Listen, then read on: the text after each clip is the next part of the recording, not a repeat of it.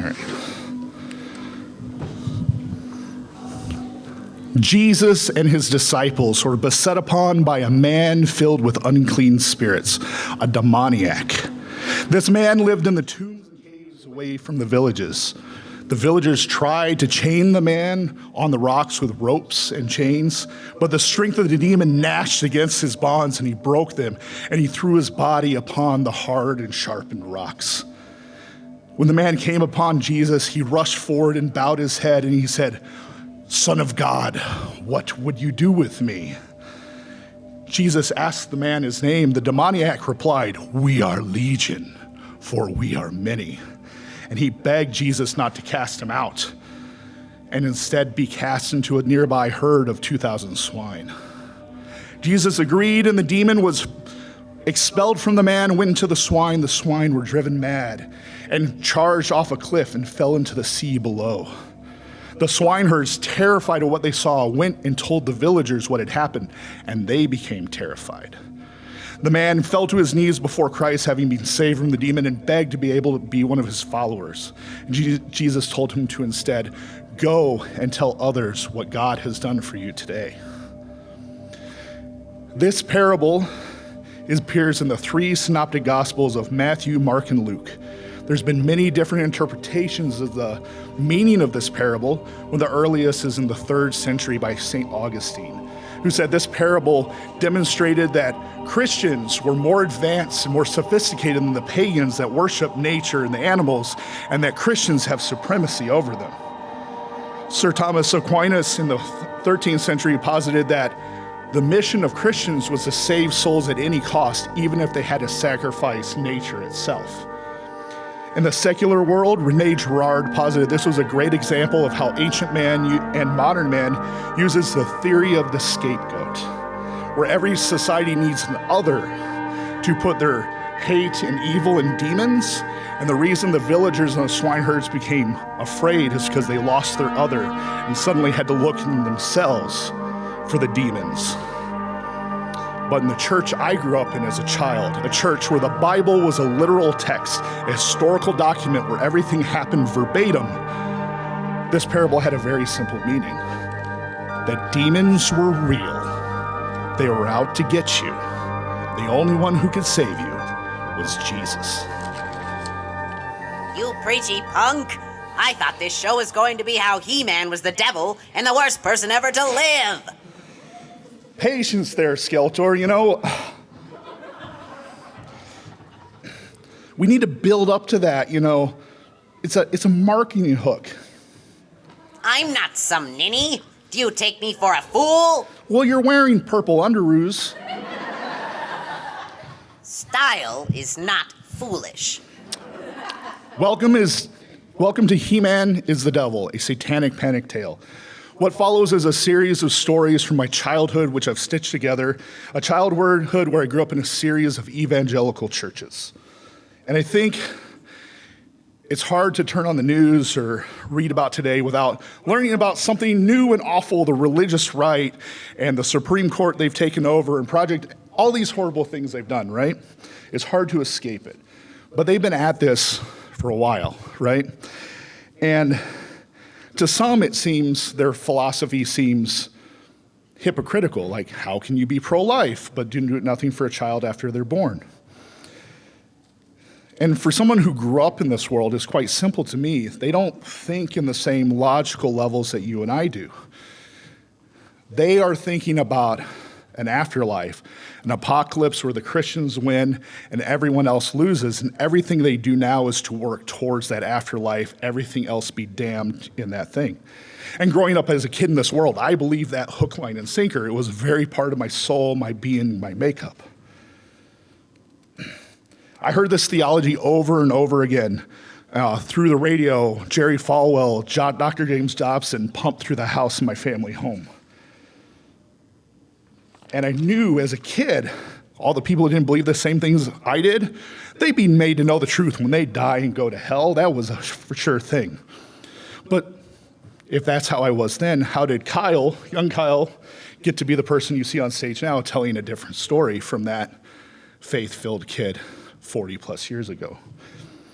Well, it all started in 1973 when my parents met in a cult in Bloomington, Illinois called the New Life Center, which is different from the current New Life Center because this is center with an R-E because the cult leader was from New Zealand. That's true. I don't have many more details about this cult because my parents are very close-knit about it, and understandably the other cult members don't want to talk to me about it. I tried, I really did. But when they left the cult in 1980, just a year later, in 1981, I was born. And just shortly after that, my parents moved to a little town in southern Illinois called Mount Vernon. We're talking southern Illinois near Kentucky and southeast Missouri, half Midwest, half Rust Belt and South. Now, there's not much significant about Mount Vernon. It's about 15,000 people. There's a church on every street corner. It's surrounded by corn and pig farms, and there's a tire factory that employs almost half the adult population.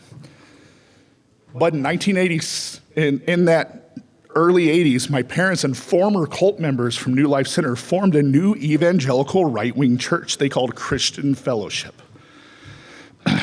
I'm losing my voice, I'm sorry. Christian Fellowship started with meetings in rented basements of churches and banks initially, and in 1986, they raised enough funds to buy an old, decrepit, abandoned church building and enough money to fix it up. And I remember as a kid, just 5 years old, my parents and other church members pouring hundreds of hours of sweat equity to do all the renovations themselves.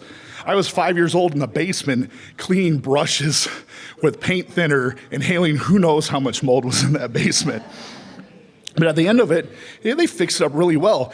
The main chapel, they filled this, I will never forget this, like fuchsia pink carpet, row after row of padded folding chair, a stage that they fully wired for sound because every Sunday church needs a rock band, right? And my whole young life was dominated by that church, which was just literally a 5-minute bike ride down the same street as my small childhood family home. Those early years, my life was dominated at that church. Wednesday night service, Saturday night prayer service, Sunday school, Sunday main service that was often 2+ hours long because there'd be at least 45 minutes of worship music.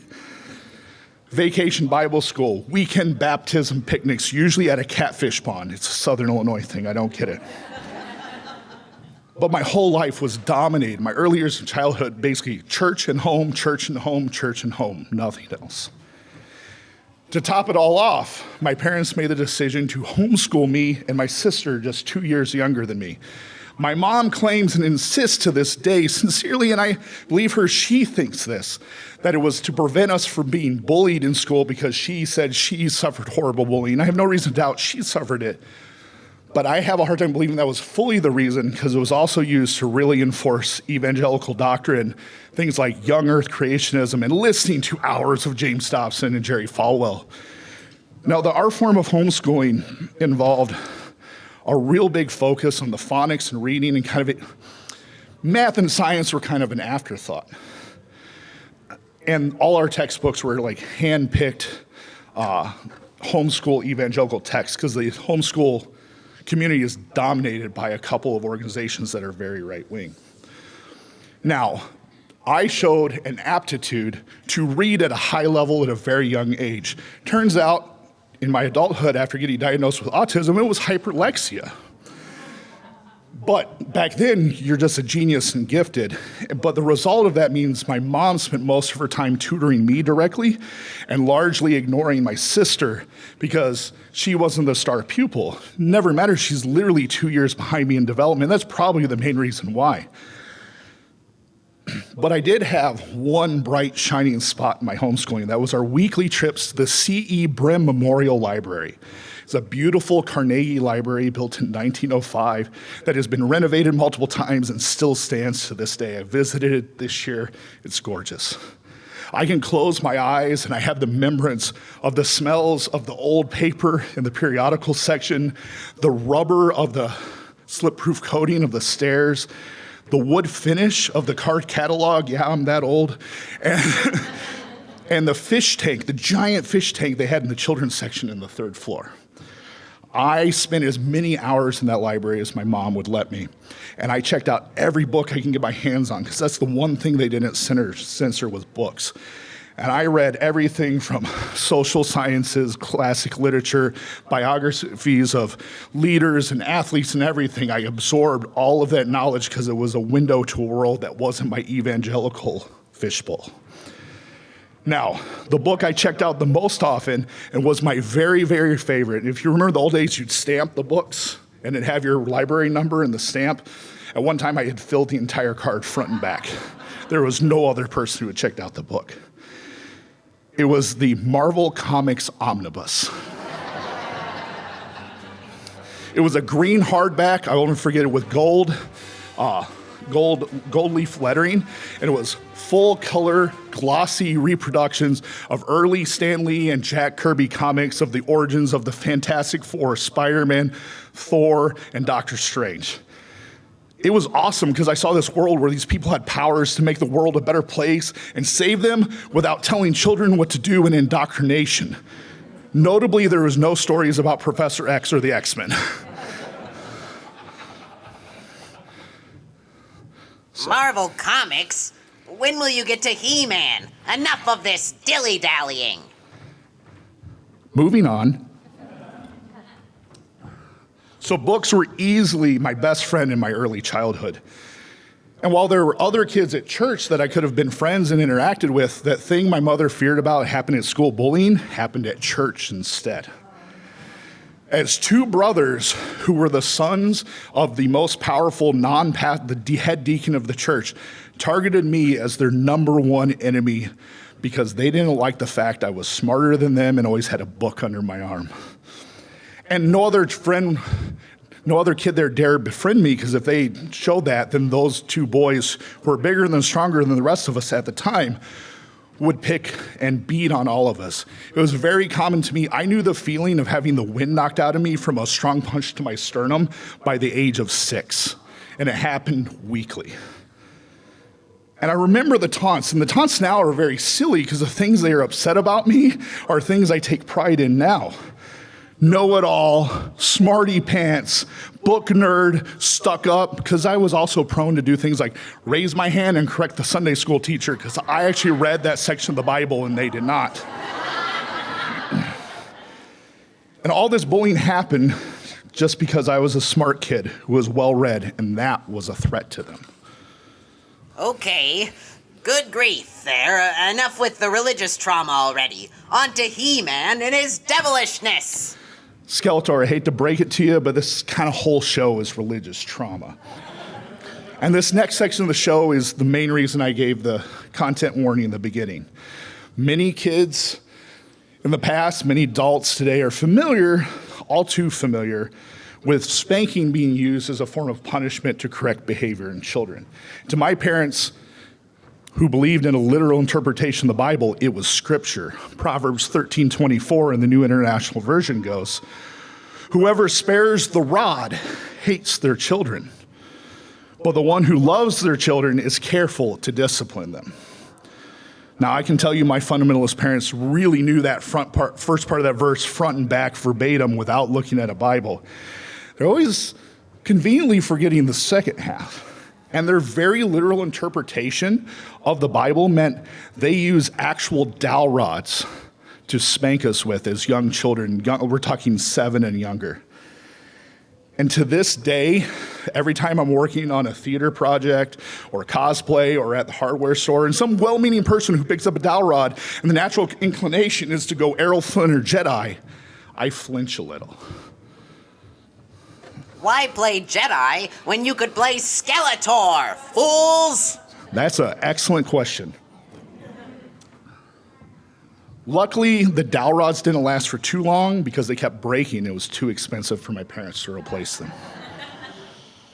So after that, my parents filled in little standbys of belts, wooden spoons, their hands, and then to their self-congratulating joy, they discovered a beach smash ball paddle.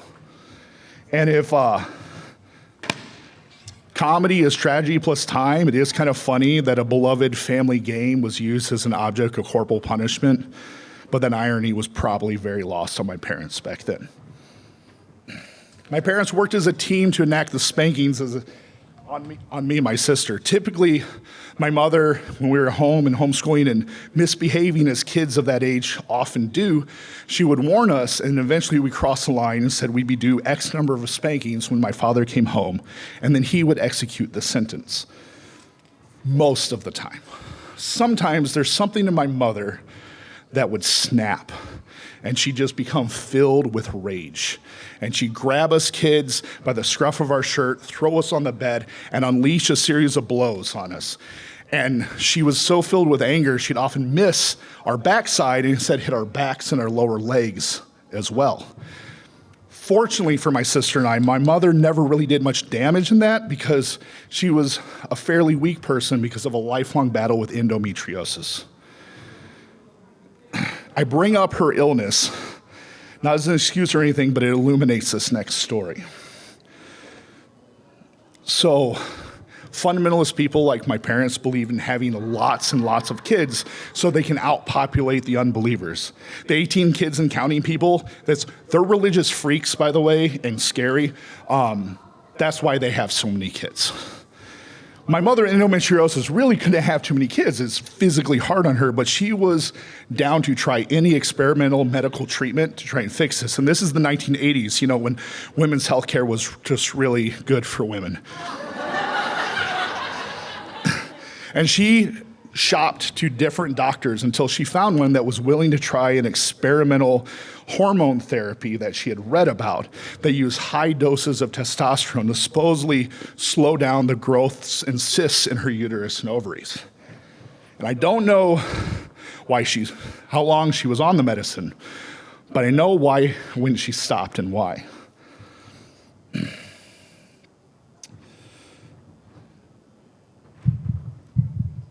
One day, my sister and I were fighting, like we often are, little rambunctious, and something in my mother snapped. But this time it was primal, feral. It's the purest rage I've ever seen in a human being my whole life. And she jumped on me in lightning speed and pinned me to the floor and grabbed me by the shoulders and started slamming my head into the floor over and over and over again. And then when she got tired of that, she started raining blows on the left side of my face with her open hand because she was right-handed on the left side of my face. I don't know how long this happened. Things are a blur. I was 8 years old. But either it was my screams or my sister's screams, and something triggered her back to being a human again. And she leapt off of me and retrieved a bag of frozen peas and handed it to me, and immediately went on the phone and called someone, I don't know who, going, I hurt my son, they're gonna take him away, what are they gonna do? As I sat there on the couch, all alone, because my sister ran because she was scared, holding this bag of frozen peas to my face as it began to swell. The next few days after that are kind of a blur in my memory. I know my dad came home from work and stayed with us for a while. I think CPS came by, but I might be imagining that. But the thing I do know that happened about a few days later is I had a one-on-one meeting with our pastor at church because he was a critical element in child rearing. That's how our church went. And he sat me down, just 8 years old, one-on-one with this grown man, and he looked at me. I had a big black swollen eye and half my face was swollen. And he asked me, am I doing any better? I'm like, I'm feeling a little better each day. He goes, are you mad at your mom? I'm like, oh, no, I'm not mad. I'm scared. He's like, well, you don't have to be scared. This is just one of the trials Christ puts in front of his followers, and he measures how good of you're a Christian by the lesson you learn and how you come out of it the other side. And I was only 8, and an 8-year-old's brain's still forming, but I did know, why would an all-good, all-powerful God let something like this happen to a child? It just didn't make any sense. But then again, he was my pastor, and my mom was my mom, and they were my authorities in the world. The way the hierarchy of the church went, I had to be subservient to them. One benefit of this incident, though, you can cut the sound, Amy. This is my lovely wife doing tech, and she's doing amazing. So she stepped in last minute. So one benefit of this incident being beaten this harshly by my mother was that the spankings largely stopped because my mom was afraid of another incident like this happening. Not completely, it was still used as a nuclear option when my parents ran out of any other choice on how to punish us. But then one day, I started hitting a growth spurt. When I was 10 or 11, I was already as tall as my mom. She came at me with a wooden spoon. I ripped it out of her hand. I just told her no. And she never touched me or my sister again. Now, so today, whenever I hear someone say, well, I was spanked as a child and I turned out just fine, I think two things. One, well, good on you for beating the stats and the recommendation of every child psychologist on the planet. And two, of course you didn't turn out all right. You're advocating beating children as valid parenting. One of the people that advocates spanking is still good is my own sister who suffered all this, and she has 5 children. Holy fuck, dude. Are you okay? Like I'm evil, but fuck everything you just talked about. I'm telling everyone here, and for everyone's benefit, Skelter, I'm doing really well now. Years of therapy and a wonderful found family do wonders in that regard. Well, good. Good. Now, can we finally talk about He-Man? You know, Skeldor, I think we can. He-Man. He-Man. He-Man. He-Man.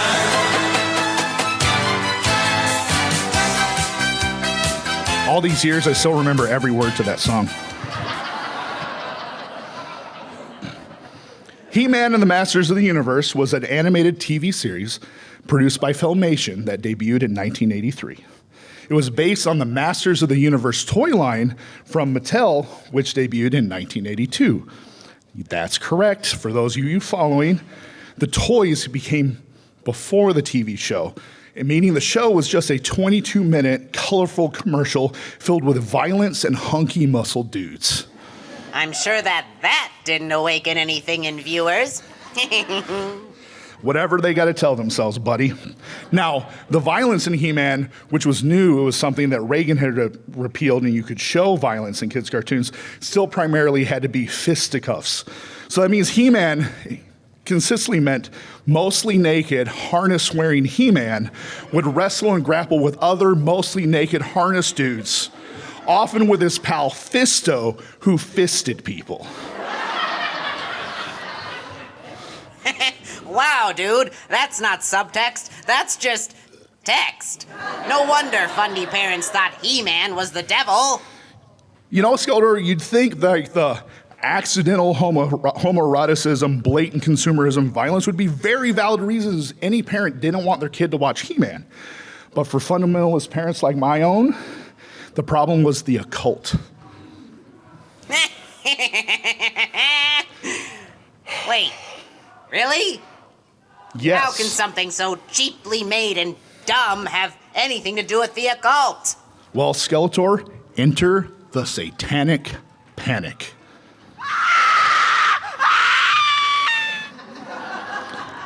It was, and you could argue it's evolved. Moms for Liberty is the new Satanic Panic, but back then, it was a movement led by religious conservatives and some police investigators across the country as a way to blame certain kinds of media for a series of youth murders, suicides, and crimes, blaming things they labeled as occultic or demonic as the cause of these things, But horrible things. Why?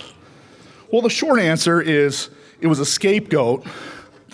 The other theory I talked about at the beginning, for people to, instead of like facing their own abuse or mental illnesses or things, to blame it. But also, it was big business. There was a lot of money in making pop culture an enemy. It is today.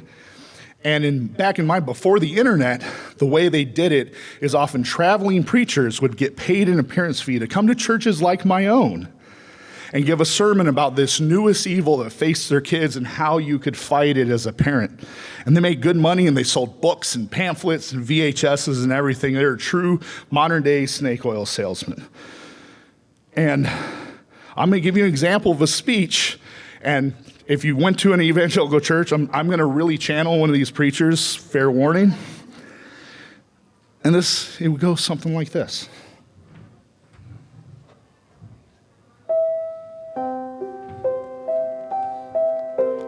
Now, my brothers and sisters in Christ who gather here today, and I warn you a grave warning that right now your very child sitting in the pews could be possessed by the spirit of Satan. Yet Beelzebub, Lucifer, the dawn bringer himself could be in your child's soul. And you could be saying, but preacher, Johnny says his prayers at night, he goes to church. How could Satan be in little Johnny? Well, my brother and sister in Christ, the reason for this Satan in little Johnny is none other than He-Man. You see, this muscle-bound hunk of evil here, he gets his powers from a place called Castle Gray Skull. Not Christ, Gray Skull. And when he wants to save the day, he raises his sword up high and he prays to evil spirits. He says, by the power of Grayskull, I have the power. Not the power of Christ, the others. And as that lightning enters his sword and turns him into something he is not, and his name's Adam, by the way, the first man. How blasphemous is that? Little bit of that evil comes through that lightning into that character and comes out of your TV screen and infects your child, taking them steps away from the Lord. You're thinking to myself, if it's coming through my TV at home, Pastor, what can I do? How can I stop such insidious demonic works? Rest assured, Pastor's got a solution for you. You got to gather your children around, gather their items of idolatry like these action figures and the tapes, and cast them in a fire and destroy them and pray for forgiveness.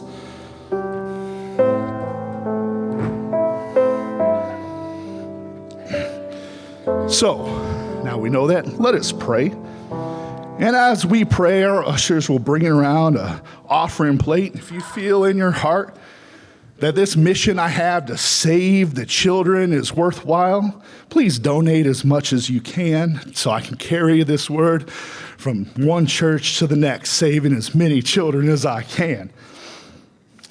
Also, if you care to learn about other threats from media, demons that are all over from the secular world, my lovely wife at the back table there with all the books I've written on the topic and a VHS recording of this very sermon. And that VHS copy is just $40. This is the 80s. Just $40. And what's $40 for the price of your child's soul? Wait, people actually fell for that? People like my parents, all the time. You fools! Fools indeed. But of course, let's not forget one of the biggest targets of the satanic panic in this era, Dungeons Your dungeon master has placed you in a dreadfully precarious position. You're playing the most phenomenal game ever created. Your skin grows cold from your first glimpse of the enormous beast. It's a product of your imagination. Survival depends on a quick, decisive move. Your choices are limited. Stand and fight, or run. Use your lightning bolt. Victory is yours. Win the treasure. TSR Hobbies, Dungeons & Dragons games. Products of your imagination. It was actually a Saturday morning cartoon commercial from back in the early 80s. For those that don't know, which this audience is probably no one, but I take this to non-nerd audiences, so bear with me. For those that don't know, Dungeons & Dragons is a tabletop role-playing game.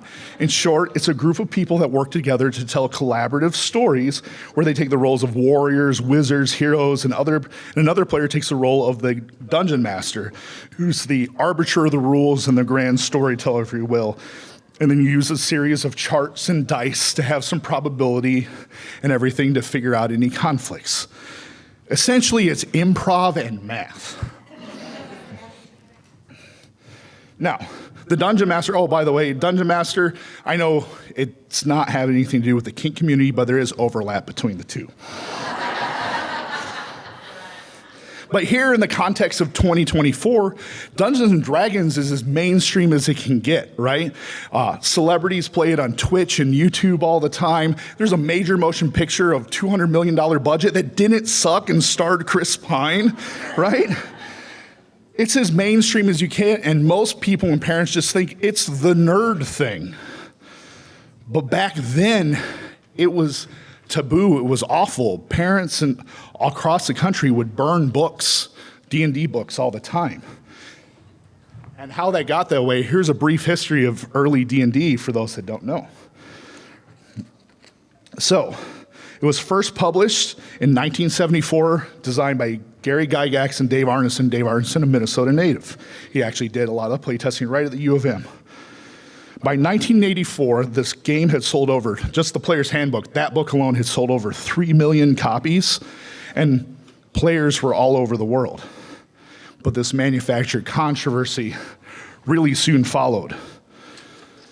In 1979, just 6 years after the game first came out, a 16-year-old college student at Michigan State University named James Dallas Egbert went missing.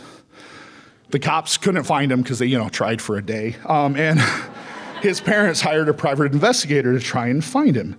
And the private investigator found a whole bunch of D&D stuff in his dorm room and came up with this theory that the kid became so obsessed with Dungeons and Dragons that he went into the steam tunnels below the university to LARP it, and then probably fell in a hole and died. That was his theory, and that's what the media ran with. About a year later, the PI finally found him bartending in Louisiana and New Orleans because he was coming to terms that he was a gay man. I mean, a 16-year-old gay kid in 1979 who was also an engineering prodigy meant he had a lot going on in his brain. The world was collapsing around him. He had no one to help him. But the media never talked about that, and very tragically, he committed suicide a year later. But we never hear that half of the story. Instead, we get a book, a fictionalized book called Mazes and Monsters that was written by what people would call a true crime writer today. And this woman, she wrote this fantastic story about it, how made up all these characters that went in the tunnels below and they went crazy and killed each other. And they even made a made-for-TV movie, which was one of Tom Hanks' first ever roles. It's true. And it all accumulated with one of the worst pieces of journalism that 60 Minutes ever did, as Ed Bradley did a piece in 1984 on Dungeons and Dragons. He interviewed many, a group called Moms Against Dungeons and Dragons and everything, which were all religious nut jobs who had children or whatever that committed suicide, and they were convinced that D&D had done it instead of, looking in it themselves. And in it, Ed Bradley very much villainized Gary Gygax as this salesman of the occult and everything. You go to my website, there's a link to there's a very scratchy YouTube thing of this. It's wild. But Gary Gygax does make this point, and they left it in the interview as this. This is all make-believe. No one is martyred. There is no violence here. To use an analogy with another game, who is bankrupted by a game of Monopoly? Nobody is. The money isn't real. There's no link except perhaps in the mind of those people looking desperately for any other cause for their own failures as a parent. By the early 1990s, the stigma of D&D remained. My parents were convinced if I was playing it, I'd become a demon-possessed, murdering suicide machine. But, as I mentioned before, I didn't really have any friends at church, and as a homeschool kid, but this was the 80s and 90s, and I had a bicycle. And I made lots of friends in my neighborhood the same age. And one of them one day, they're still brothers, Tom and John. John was the best man at my wedding, and I'm still in contact with them this day. I would hang out at their house all the time and watch all the rated R movies I ever wanted, the secular evil, and then one day, their uncle brought over this milk crate full of first edition D&D books. And this book-loving nerd devoured them on sight. And soon me and my 10 to 12-year-old friends were playing D&D every week and hours into the night, being the heroes we wanted to see in the world. And it was awesome. I still play D&D and many other tabletop RPGs today. I've developed lifelong friendships with the game. It's been an outlet for me at every stop in my life, college and everything else. My wife and son play with me to this day. Tabletop role-playing games are an integral part of my very being. And to think that I had to hide that aspect from my parents for most of my childhood because they thought it would possess me as a demon instead of making me happier is inconceivable to most kids who play the game today. But lucky for me, I had a much easier time at this point hiding my D&D hobby from my parents because my baby sister, nearly 10 years my junior, miraculously, with all my mom's health things, was born. There's no better way to occupy your parents' time than a brand new baby. Now, around the same time my baby sister was born, my parents had a falling out at the Christian Fellowship Church. And they decided this church is probably too radical for us. They have some radical ideas. So we're going to take a step to the left on the political spectrum of churches and go to this more modern mainstream church that isn't so radical. And we joined a Southern Baptist church. This is just my life. For those that don't know, the Southern Baptist Church is the largest evangelical Christian denomination in the country with 13.2 million members. And it was founded in 1845 when they split with Northern Baptists because they wanted to own slaves and they saw nothing religiously wrong with it and fuck those Northern Baptists because they don't want to own slaves. After the Civil War, they switched to being very pro-segregation and Jim Crow, and that is the history of the Southern Baptist Church. Basically, you look at a point in American history, the Southern Baptist Church is on the wrong side of it every time. No. This happened, I was entering puberty once we switched to the Southern Baptist Church. I was a middle schooler. And the Southern Baptist Church obsession then and now is a little thing they call purity culture.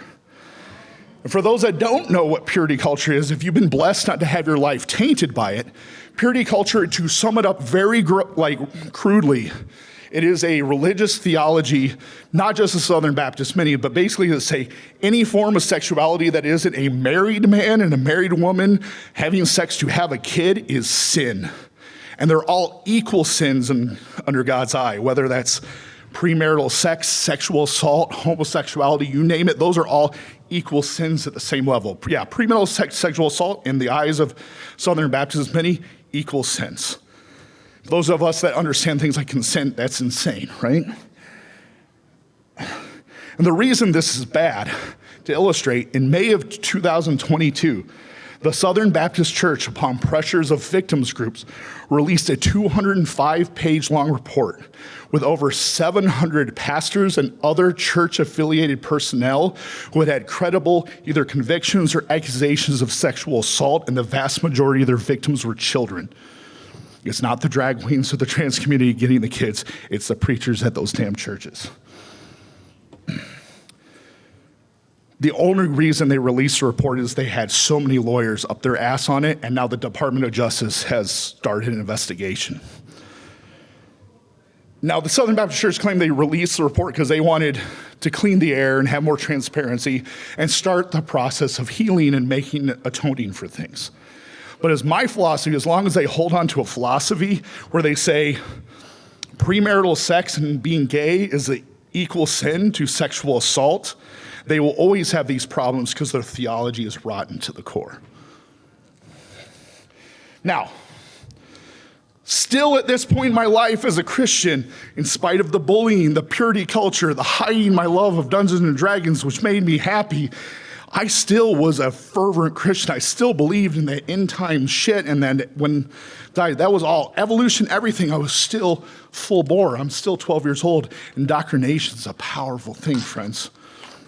And if you ask every fundamentalist, ex-fundamentalist like myself, though, there's always an instant or two in their life when finally something snapped and they realized the theology was fucked, and either they became faithless or realized this faith isn't for me. And these are the two incidents that I remember vividly and did that for me. These are those stories. I bet this part will be uplifting. They're not as intense as you think. They're actually kind of pedestrian, but they're true, and I want to share them to highlight it. By the time I entered the 6th grade, my parents, with a new baby at home, gave up on the concept of homeschooling me and my sister. So public school, right? Hell no, I got to go to the Christian Academy run by the Baptist Temple on the edge of town, a Southern Baptist private Christian school. It was a single-story, white painted cinder block building where every grade has its own classroom and all the high schoolers, 9 through 12, were in one classroom.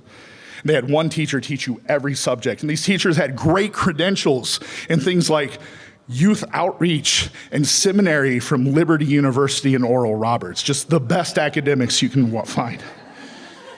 If you went to those schools, I don't blame you, but let's be honest, you're not getting top-tier humanities education at them. One day in the 6th grade class, this is 1991, we are talking about the fall of the Soviet Union and the end of the Cold War because it was current events. And our teacher is teaching us about the Berlin Wall.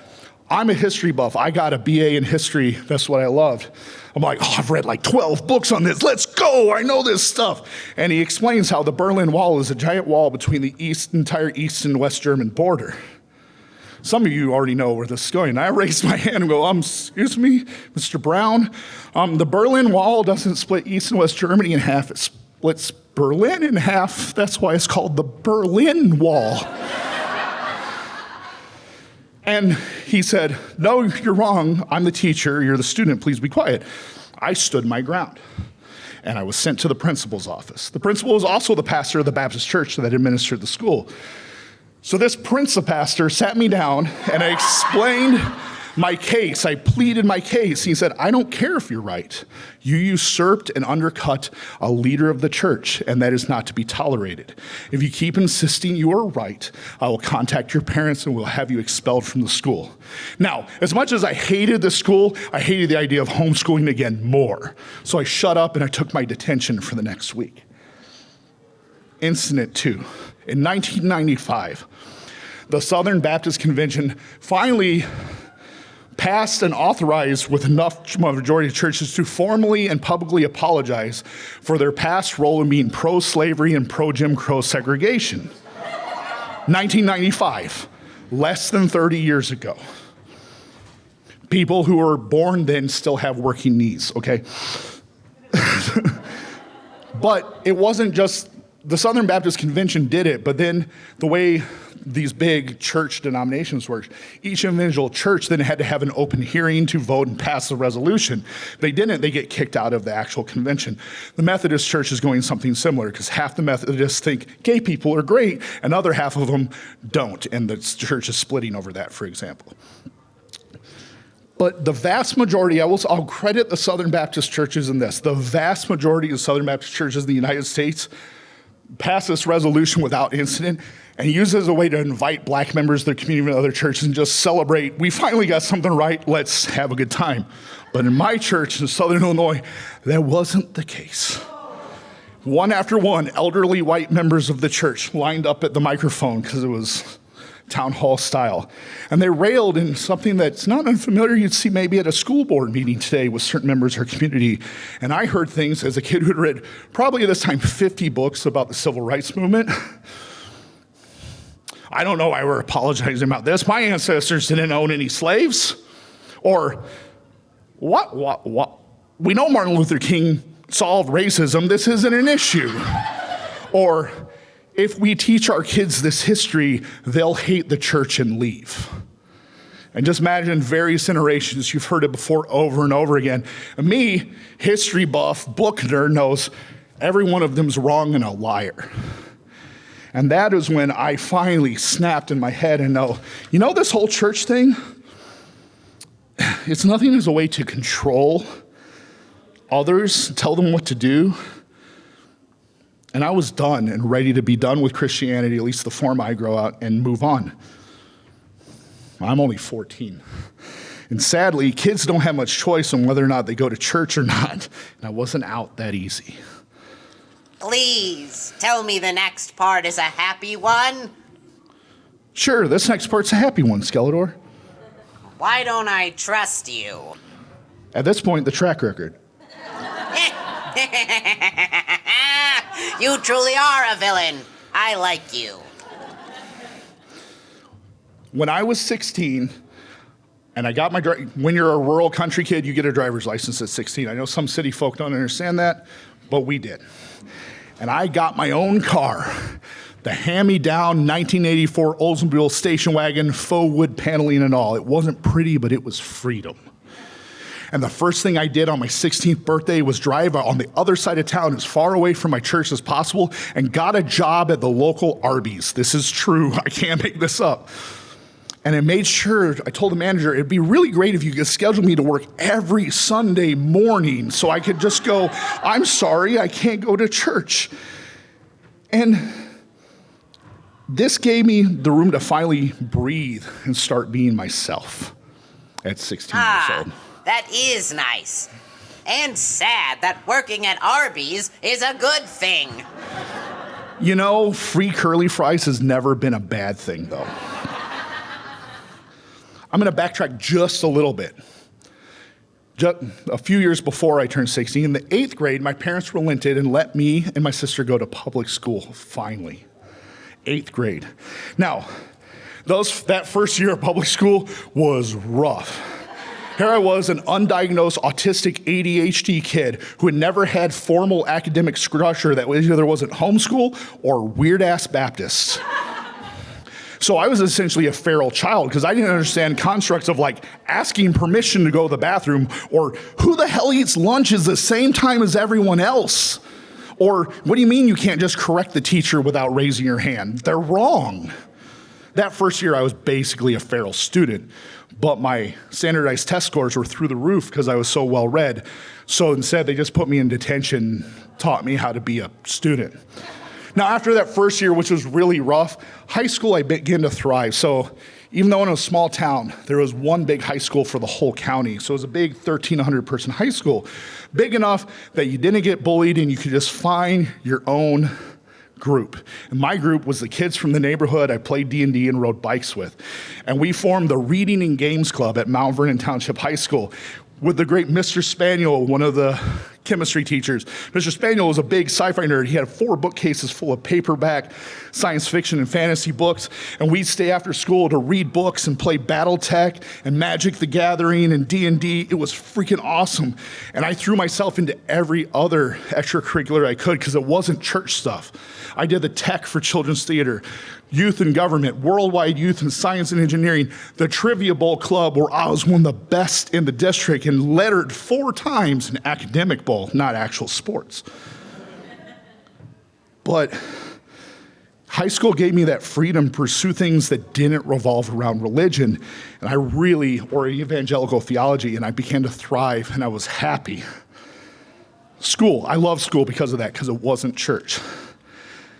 And one of the most impactful things that happened was my freshman year. So you see, when they placed me my freshman year, because I had basically no academic records, and in spite my test scores, my grades that first year, 8th grade, weren't that great because I never did homework because I already knew the material, of course. But my writing was so good that freshman year that my teacher, Mr. Bean, pulled me in the office with the principal. I thought I was in trouble. They're like, no, we're changing you to the honors English class. You're better read and written than any of the other kids. This is where you need to be. And when I left home from school, left for school that day, I broke down and cried because it was sincerely the first time in my entire life that an adult did something for me without asking for anything religiously in return. It was just to support me because they liked me. And that is something, if you go 16 years of your life or 14 years of life without hearing that, is very impactful as a kid. And luckily I had Mr. Bean again my senior year for AP Literature. It's an impact on me. But to have an authority figure do that for the first time in your life, it means a lot. So the one drawback of me throwing myself into this things, and I paid for all these things out of my own pocket with my Arby's money. My family didn't have money. All these extracurriculars cost tons of money. I self-funded. I had no savings leaving high school because I did it to survive and get out of the house. But I also became very isolated from my family. I spent as little time with them as possible, including my sisters, because I was in survival mode. I just had to get out of there and make it to 18. And this is how I did it. I graduated high school in 1999, so yeah, we played a lot of Prince at that party. And I made a further step to the left in the political spectrum to escape my right-wing life, and I joined the United States Marine Corps. Yes, the Marine Corps ideologically was left of the rest of my childhood. That's real. Now, I got to preference, 1999 America joining the military is completely different as it is now. This is pre-September 11th. So joining the military was not seen as anything patriotic. It was literally a blue-collar jobs program for poor kids. To the point, because I had gotten like a 32 on my ACT, that 3 different school advisors pulled me in the classroom after I enlisted, because I kept it secret, and said, "What the fuck are you doing? You're too smart to join the military." But I told them, I'm like, that's my business, not yours. The paper's already signed, tough shit. The reality was it was the only sure way for me to get a clean break of full financial independence from my parents and my family at 18. Clean break at 18, that's what I needed. And the Marine Corps gave that to me. Like, full fine, I got a paycheck, I got housing, I got food, I got healthcare, and I had a college loan program in my back pocket as soon as I did my 4 years. And here's what the added benefit of that military service was. Believe it or not, the military is really freaking diverse. Even this was the age of don't ask, don't tell. It's diverse for the time. But I serve with people from all over the country, of every race imaginable, people from big cities, people from small towns like myself. One of my good friends in the Marine Corps, Gomez, his family, they were Cuban refugees. And he was joined the Marine Corps in part to accelerate getting his US citizenship, because he literally learned English 2 years ago and then joined the Marine Corps. But to be exposed for that, it helped me. I learned how to socialize and interact with the world in a secular, non-small town way because of the Marine Corps. And it says a lot about your childhood when of all the places I found diversity, inclusion, acceptance was the freaking Marine Corps. Hey, that was a somewhat happy ending. Good for you. It is a bit. There's a couple things I want to wrap up here at the end and want to address, because it might be in the back of your mind. It definitely was when I was supposed to debut this show in a Fringe tour in 2020, and then things happened, so I sat on the script for 2 years before I could debut it. Most of the conflict and this trauma in the story centers around my mother. It's not that my father didn't participate in the trauma and everything, but my mother was the one who homeschooled us with, that I spent every waking hour with in my childhood for many years. And though anyone who has met my mother knows my mother is one of the most forceful and biggest personalities you've met. You talk to my mother for even 5 minutes, she'll make the conversation about her and her alone for the whole time. And because of that, I do find myself doing that sometimes. It's also partly the autism learning, like, this is how you interact with people. This is the formula. But I have to stand back. I have learned through therapy. Here's a simple fact. If you're like this, and that's okay, and if I meet you, we can share stories about ourselves back and forth. But there's 7 billion people on this planet. Mathematically, at least half of them are more interesting than you. It's very centering and humbling. It's just a good thing to do every once in a while, just to take a breath. At least 3 billion of them are more interesting than me. But my mom, now I'm not no contact with my mom. There is an uneasy piece. She's left the church and everything. She has plenty of her own trauma. And she said, I'm sorry this happened, but, and this is the problem with my mother, but the pastor forced me to, but my mother abused me, but the medicine the doctor gave me when I beat you threw me, it was the doctor's fault. I flushed those drugs down the toilet. And I've told my mom again and again and again, I don't care who put the weapon in your hand, you chose to use it to your child, on your children over and over again. You never showed us you had doubts in your faith or anything. The only thing I think subconsciously, the reason she let me read books without censoring is that's the only thing subconsciously she'd let escape. But I just want my mom one time before she passes. She's 71 now. I don't know if this is going to happen. One time before she goes, I want her to say, it was my fault, I fucked up. No buts. Maybe I'll get that, maybe I won't. My father did stuff. My father was a driving force for us learning about young earth creationism. For those of you who know who Ken Ham is, my dad has 7 of his books on the shelf all signed to this day. There's no saving that. I gave up on that train a long time ago. But the big regret I do have in regards to my family when I say I went insular when I was 16 and was off for myself was the relationship I have with my 2 sisters. My sister, closest in age to me, she and I always fought, and I think it was we were always fighting for attention from my mother, who largely academically neglected my sister and then just beat the shit out of me growing up. So there's a lot of conflict. I think we both went pretty insular just to survive and get out of that house. And even to this day, she and I have very little in common. We have very different paths. Her story is very different from mine. If she ever wants to tell her, I support her and do that. And we have so little in common and agree on so little. But I do love her, and I've told her this many times, and I do wish her and her family the best. But it's a relationship with my baby sister, who's almost 10 years my younger, that I regret. Because I basically helped raise her. When you've got a sibling almost 10 years younger than her, you're a second parent. You change diapers, you babysit, you do all that. Those of you who have much younger siblings probably know what I'm talking about. But I went at 16, the only thing I would spend time with her, and my parents made me drive her around to all her stuff, ballet and everything. But otherwise, I'm like, okay, I drop you off ballet. I'm going to children's theater rehearsal. Dad's picking you up. Good luck. And then I left at 18 for the Marine Corps and never came back home. I've been on my own since I was 18. And she and I do get along. We text and talk all the time. Our families see each other almost every year. She just lives down in Kansas City, so we're not too far away. And that my baby sister was able to avoid all of this. She's seen the show. I have no memory of any of this because she managed to miss it because my mom at least was falling out of the church. And she had a very normal public school Methodist church life in small town Illinois. Very normal, right? But I do regret that I basically abandoned her when she was just 9, and I never really came back full-time in her life after that. I think you're being a bit hard on yourself. Remember, you were just a kid. I might go a minute over. I'm sorry if anyone needs to leave for Vilton, I understand. Skeletor, that's what my therapist has been telling me, and I agree with 95% of it, but there's always that voice in the back of my head that I could have done a little more to protect my sisters and have a better relationship with them. Don't dwell on the past. That makes you a fool. I guess it does.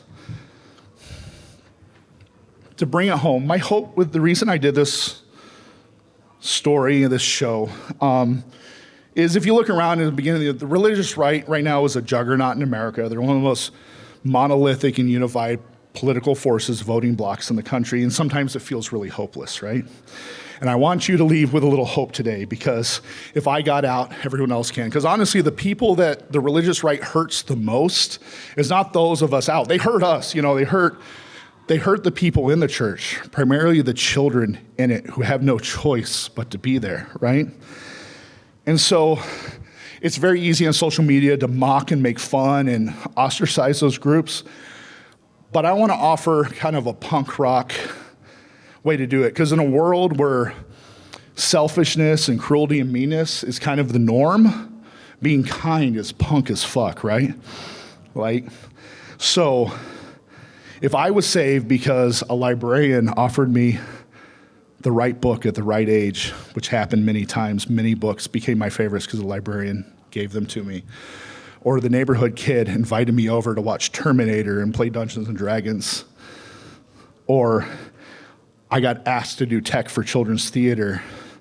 All those things helped save me because they were just kindness and hope. So you never know when someone you meet is going through something like that, and you might be that little light to save them with one of those acts of basic kindness, of including them. And I believe ultimately that's the end. It feels hopeless and if you look at the bigger picture thing now, but I do think ultimately, and this may be too optimistic of me, but I believe it so much that I've gotten it tattooed on my arm, that we can defeat this evil with kindness and outreach and just caring for others as humans. And people ask me, when I finish this show, I've done it all over the country. People, are you still religious now? Mostly older people ask me, are you religious now? What's your faith now? I do not have religious faith now as you see it, but I do have a strong philosophy, and I've kind of borrowed it. The two people that inspired that philosophy are the late author Michelle McNamara, who did the true crime novel that discovered the Golden State Killer. She's the late wife of Patton Oswalt, tremendous writer, and Chuck Tingle. I'm serious. Who says love is real, right? Very passionately. But Michelle McNamara has some of the most beautiful words, in my opinion, ever written. She talks about how the world is filled with chaos and we can't control, and there's death and destruction and cruelty everywhere. And we can't control that, us one person. The one thing we can control, though, is we can be kind. So her words, and this is my philosophy, is it's chaos, be kind. So as I wrap up and you leave here tonight, I ask you, it's chaos. Be kind. Thank you.